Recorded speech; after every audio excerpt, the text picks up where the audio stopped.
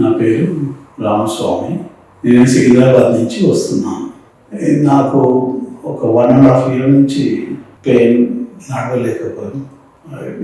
Neck problem, shoulder problem ఉండేది.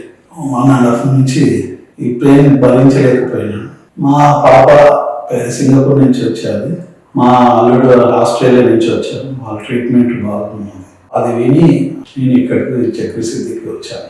1 month నుంచి వస్తున్నానండి. భరించలేనంత పెయిన్ ఉంటుంది. 75% దాకా వాయింది. ఇంకా 25% అయిపోతే నాకు రిలాక్స్ అయిపోతుంది. అది నేను కోరుకుని. Chakrasiddhi is very good treatment.